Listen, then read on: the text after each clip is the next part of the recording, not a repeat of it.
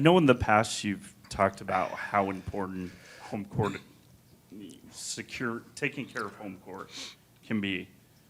How important is it this season, especially with what you guys want to accomplish and how the league is kind of shaped out? Yeah, I mean, I think probably it's as important, if not more.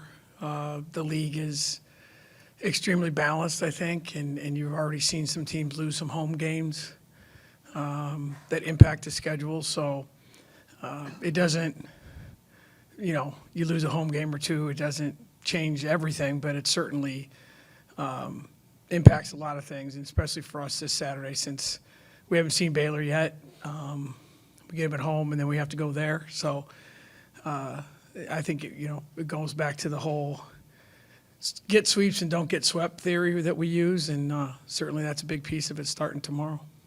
In the past, like a couple of years ago, you had, I think, made a chart to show the team of just home court numbers.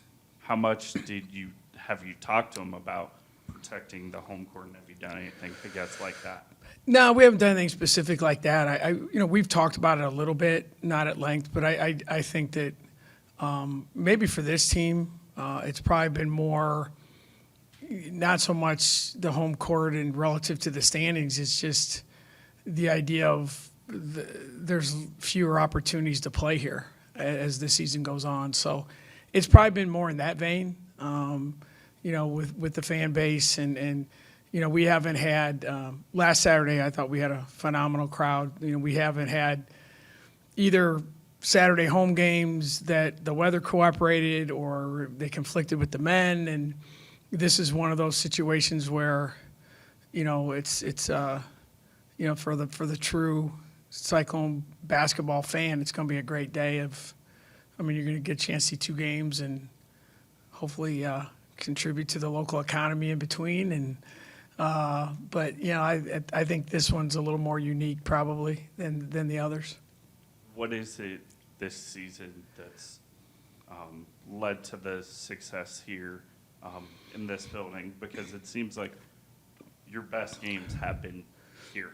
Yeah, I think that obviously the fans are so knowledgeable, and I've said this many times, that they're very engaged in the game from the start. But I think as our players have gotten older, and I think you look at someone like Ash that's been such a big part of this situation for 5 years, and there's fewer and fewer opportunities for her and for our fans to see her. I think the other thing that kind of people, I don't think you forget it, but I think Em and Lex came here and as freshmen and played during a COVID year, and there weren't many fans here, so they're still learning to appreciate the experience. And I think the other thing, to be honest with you, is I think the success of what the guys are doing has created even another level of excitement for basketball, and I think that's been a good thing, and hopefully we can piggyback off of that tomorrow.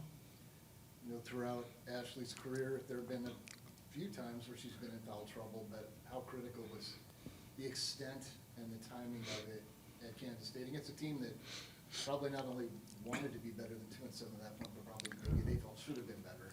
No, it was a huge part of the game, and that's basketball, and it's hard to figure out. I mean, Ash went into the game, she had 12 fouls in 9 games, and then she fouls out.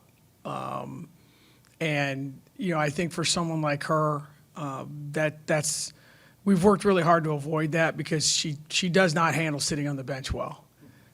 Most people don't, but it really takes her. It's a hard thing for her to get going again, and then there's a frustration level of why was what happened and what didn't happen, and that's, you got to play through it a little bit. And I thought Kansas State was really, really good. They played with a great amount of energy, and that's going to happen on the road in this league. But it was definitely a tough day for her, and even though she's a fifth-year senior, it's still frustrating. And you want to play, you want to contribute, and those are things that Ash is still learning, and there's always things you can learn. But it's not something, I think someone said she's played 88 games. It's close to 300 games. She's fouled out 5 times. I think it's one a year, I think someone told me. So it is hopefully an aberration because we're a lot better when she's playing. She's not a very good assistant coach. How encouraging was it, though? You get, Nye gets a first double-double.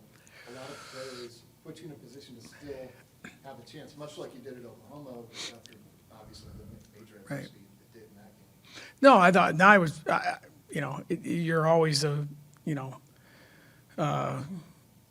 thinking about what just happened, but it's probably the best game Nye's played, as far as not just her numbers, but she played a lot of, she had a lot of different roles in the game, defensively, offensively, played a lot of minutes. I don't know that she's played 33 minutes in a long time, so very proud of her and it was exciting to see that because, you look at our team and, we're going to play 7.5, and you have the three that are going to have to eat up a lot of minutes.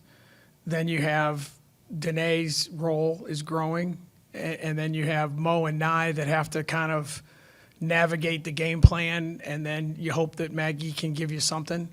That's kind of our team right now, and you go into it knowing that, and hopefully you get some good things that can happen. And you haven't asked about Baylor yet, but obviously they're always athletic. Feels like when you play them, usually they're number 1, 2, or 3. That's not the case this year. Yeah. But obviously they present a lot of challenges. Yeah, I mean they're a very, very skilled team. Their guards are good. They play with a lot of freedom. They shoot the ball quickly.